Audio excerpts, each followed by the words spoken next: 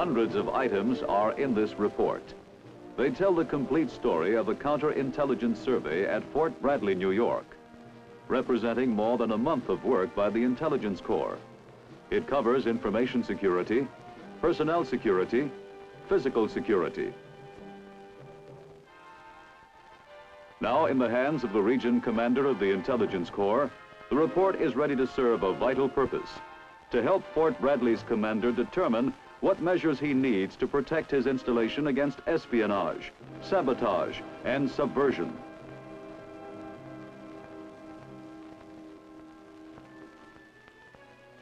Part 1 of this counterintelligence survey left the team of 3 INTC special agents as they were beginning the preliminary tour of Fort Bradley.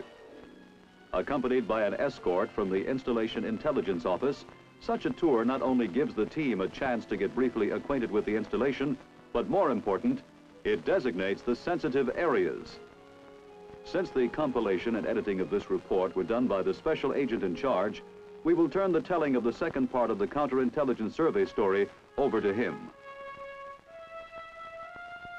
Well, to begin with, Bradley's history could fill a book.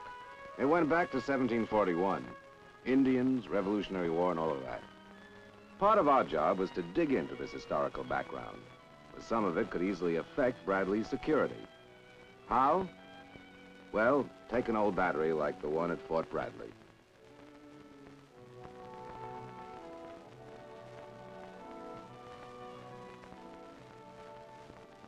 Sometimes you'd find a tunnel running from the casements to the arsenal. A tunnel that could well be used by hostile agents. Our escort confirmed the fact. There was such a tunnel, but its entrances are now covered by metal fencing material. I made a note to also ask the post engineer about it.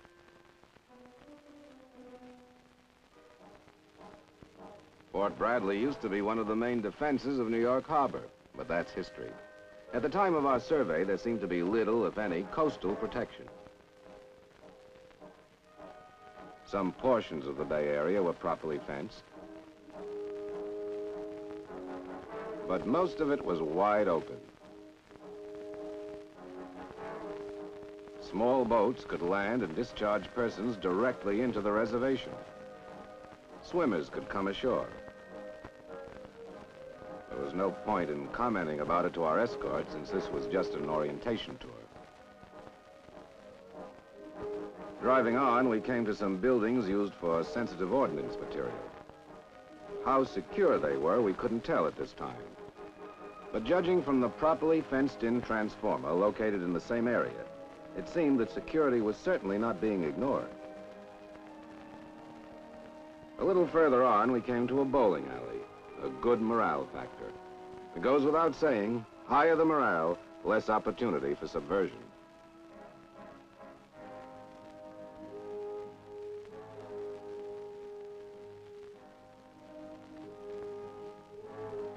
But what was this? A railroad track cutting right through the heart of the installation. A private railroad, according to our escort.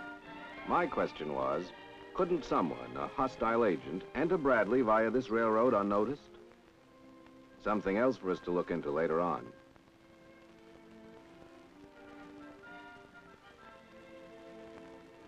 So far, I thought Bradley was definitely a security-conscious installation, but it didn't have tight security.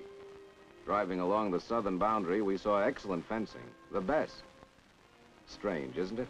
A good protective fence, yet back there a few moments ago, apparently no protection against an open coastal area and a private railroad running right through the installation. That's the way it goes. A counterintelligence survey reveals many contradictions. Now to tour the outside of the installation. We saw nothing that looked as though it could affect the security of the installation, just some industrial buildings quietly engaged in turning out food products. Soon we came to a warehouse. Why should a warehouse interest us? Very simple. Suppose it contained explosives or something highly combustible or inflammable. A saboteur wouldn't have to go inside Fort Bradley to do his dirty work. He could make the warehouse his target. But this warehouse, we were told, was only a storage place for a wholesale grocery.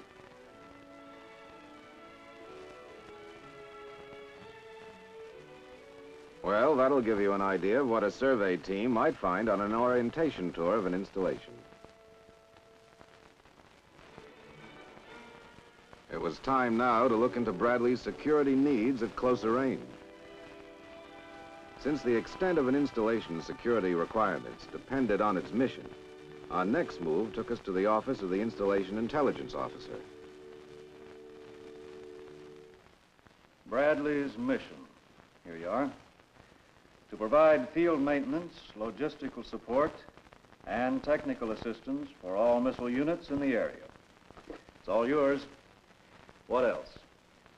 Based on this mission, how important would you say Bradley is? Bradley's importance? Big question. Well, you see, Major Harding, our evaluation of Bradley's security depends on how vital the installation is. For example, what would happen if the installation were destroyed or neutralized? How would it affect our military capabilities? If this post were destroyed or neutralized, it'd be a big loss.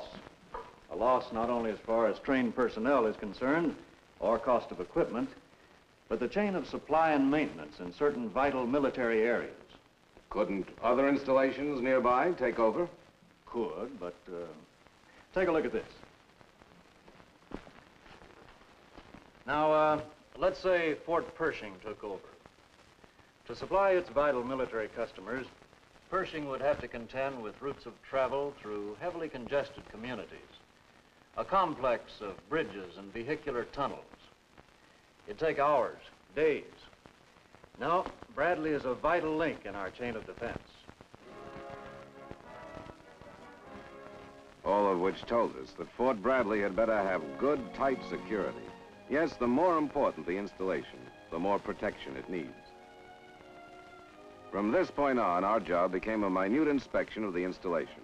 For this, we needed blueprints, and for blueprints, we went to the post engineer. Can you read blueprints? It's part of our job, but we're not experts. We'll be needing your help from time to time, Major. Well, just say the word. Now, let's take a look. Now, these are the temporary buildings. T-103, 106, 7, 8, and 9. Over here are the permanent buildings, 21, 22, and 30. These are sensitive areas. This is Bradley's original boundary where the railroad is now. Oh, Major, that railroad. Does the installation have any control over the trains passing through? Not very much. You see, the railroad company owns the right-of-way. Of course, the provost marshal keeps a pretty sharp eye on it. Trouble is, legally, we can't get rid of it, and we need all of the area on both sides of the track, especially with this ordnance expansion program. Sometimes you've got to make the glove fit the hand. Excuse me. Sure. I didn't say so, but I thought to myself, a tight glove can cramp your fingers, sometimes stop the blood circulation. But such things, for diplomatic reasons, you keep to yourself. Make a mental note. Add it to your yardstick in measuring an installation's security requirements. Fencing and bridging might be costly, but worth it. Now, is there anything else I can do for you? Well, Major, can you furnish us with blueprints on water, power supply? One other thing. You got anything on hidden tunnels? Oh, you mean the hidden tunnel over at the old battery? We heard there was one. Yes, it runs from the gun emplacements to the arsenal. In fact, there's a branch that opens on Bearskin Bluff. We'd like to take a look at it. Well, just let me know whenever you're ready. Well, thank you, Major. Now, in the meantime, if you can give us a With blueprints to guide us, Bradley's mission always in the back of our minds, we got started on physical security. Fences, gates, more fences, more gates. During those first few days, we saw dozens of them. Our photographic record was beginning to tell the story of a counterintelligence survey. Al, our photographer, the youngest member of the team, was piling up experience as quickly as he was piling up still shots of Fort Bradley. Paul, our authority on security regulations, kept adding to the checklist. The fact that Fort Bradley was considered such an important installation increased our workload. Sometimes we operated together, sometimes separately. And that way, we were able to cover a lot of ground. Good examples of security and exceptions. To a great extent, military installations are like human beings. They have their good points and weaknesses. Take some of those fences and gates we inspected. There was the 8-foot cyclone chain link fence with an 18-inch, 3-strand barbed wire overhang, extending outward. One of the best. Then there was a gate. Enough ground had washed away from under the one corner of the gate to allow a thin person to slide under when it was closed. Another good fence, but a security weakness had occurred. Thick shrubbery could not only obscure a hostile agent's movements, but could help him climb over without any difficulty. These are fine, Al. You know, I'd like to get some shots inside the tunnel. When the survey's finished. I have an appointment with the provost marshal.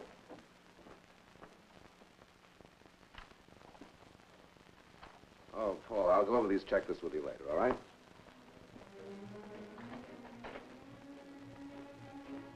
To examine the guard system and to discuss items that had been noted, the provost marshal made the rounds with me. Just to give you an idea, tight security was practiced at both the main and rear gates, everything according to established procedures. This included proper identification procedures and vehicular control. If someone had an improper identification or no identification at all, the guard would first telephone the person or office to be visited to determine if the visitor was expected. If he was expected, he'd be given a visitor's slip to be signed by the person visited. The slip giving time of arrival and departure would then be returned to the guard.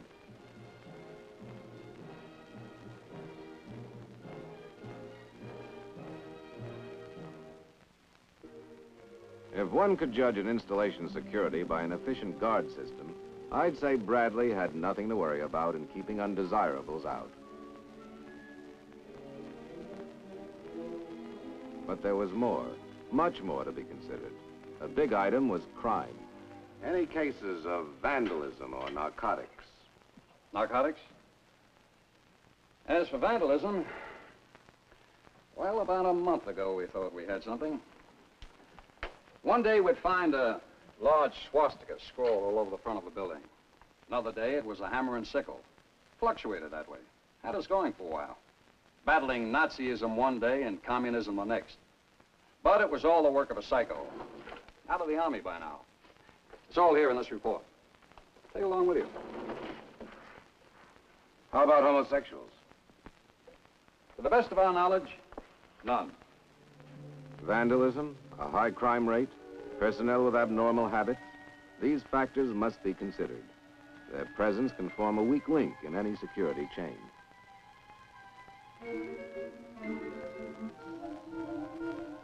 A vital link in any installation security chain is its firefighting capabilities. The capacity to safeguard material needed for our defense. But Bradley's equipment was suitable only for fighting the ordinary kind of fire, like house fires. This condition, I felt, should be brought to the immediate attention of the installation intelligence officer.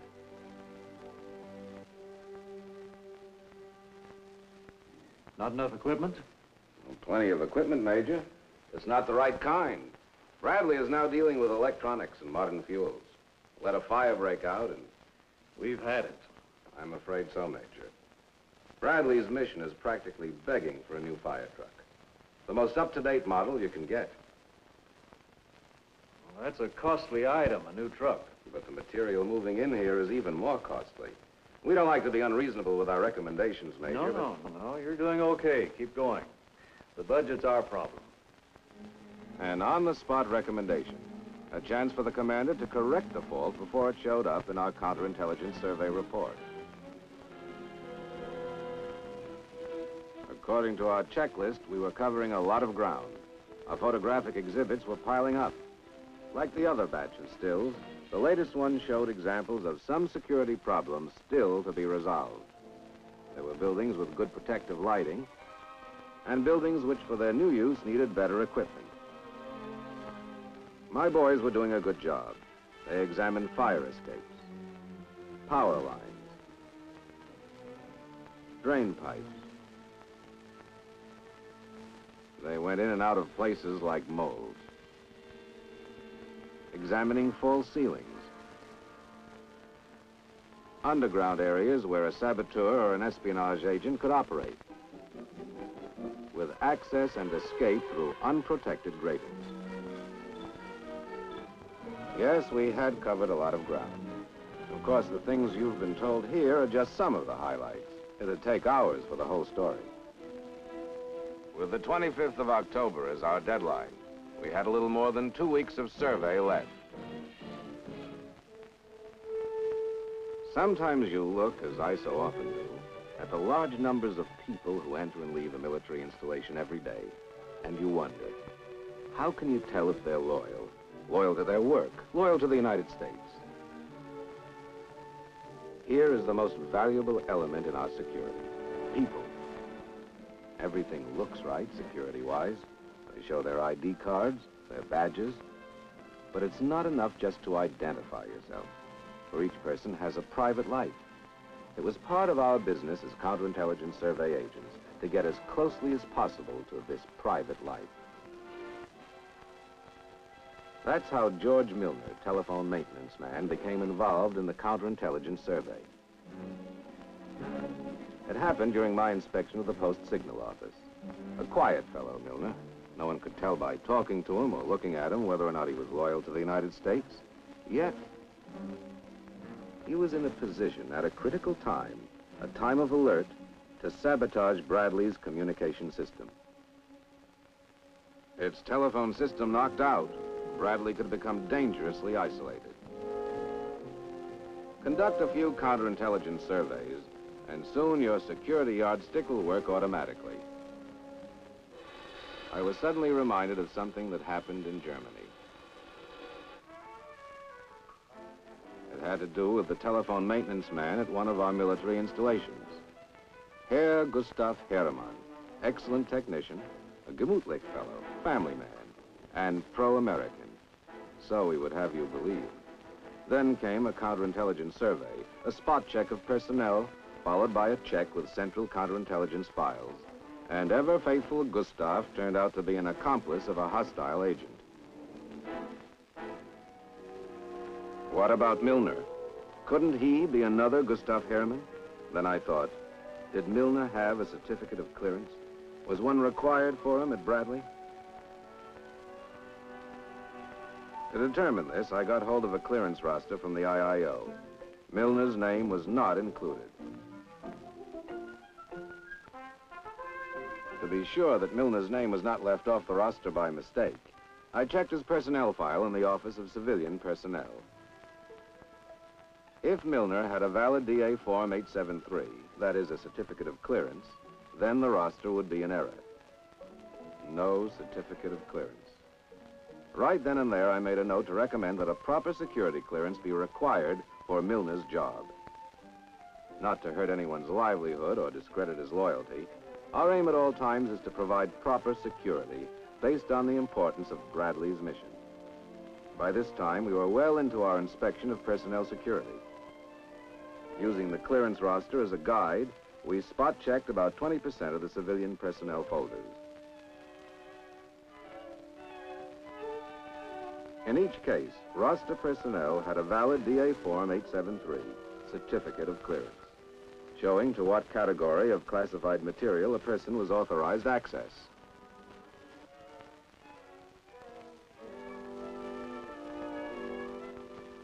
In each case, there was a valid DD Form 1111, Certificate of Non-Affiliation with Certain Organizations, which indicates whether an individual has been affiliated with a subversive organization.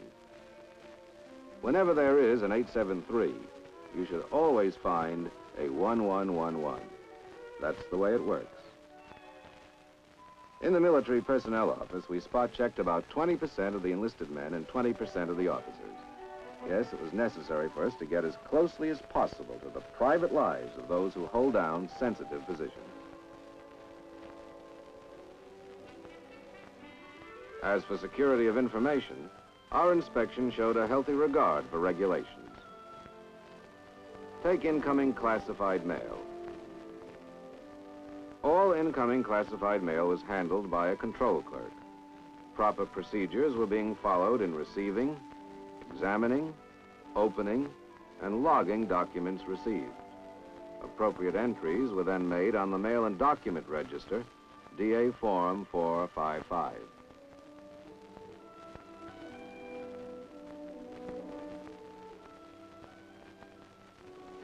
In Fort Bradley's classified library, there was further evidence of good security. First, the name of anyone requesting classified information was checked against the clearance roster. Before a person could remove classified information, a temporary receipt had to be signed. DA Form 1203. The receipt would be held until the proper return of the document. That sergeant knew AR 380-5 like he knew his serial number. Of no less importance than a security-conscious worker is a good container for storing classified defense information. Bradley had such containers, the 4-drawer variety, built of steel, with a Group 1 built-in 3-position dial-type combination lock meeting military and federal specifications. We found these containers in every sensitive area. Each container carried a DA Form 727, showing the number of the safe and the date on which the combination was last changed, and the names, addresses, and home telephone numbers of persons being responsible for the container. Well, once again, that'll give you an idea of the hundreds of items we covered in the past 3 weeks. Our inspections, photographs, interviews had fully covered the essentials of physical security, security of personnel, security of information. We'd reached the end of a minute counterintelligence survey of Fort Bradley, and it looked as though we were going to meet our deadline. What else was there to do?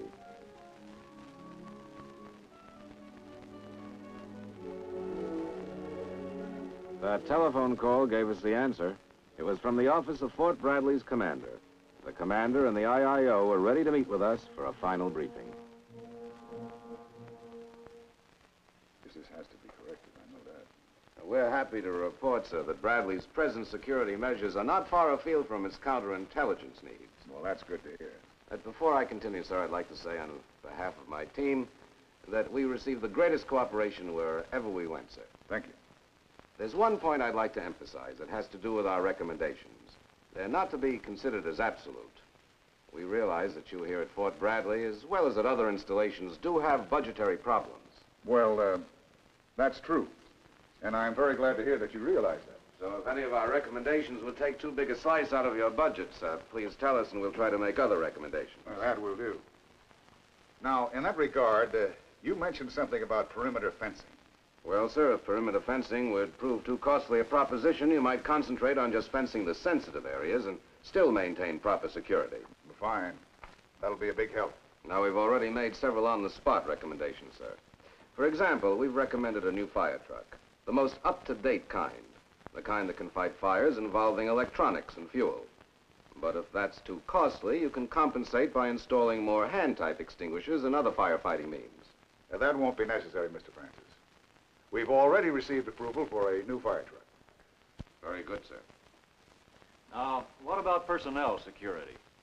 On the matter of personnel security, we're recommending security clearances for some of your people. Here's a list of them, sir, along with the reasons for such clearances. Thank you. You take care of these. Speaking of personnel, sir, we were very impressed with your security education program, the use of films, lectures, things like that. Oh, yes, sir. The tunnel at the old battery, we're going to recommend that it be blocked up completely. Of course, all our recommendations, including the entire survey, will be in our written report. About how soon can I expect to receive this report? Well, I should think about 2 or 3 weeks, sir. This report, the Counterintelligence Survey Report, was written and put together back at our field office. It was a detailed, concise resume of our findings, complete with photographs, maps, and blueprints to support these findings.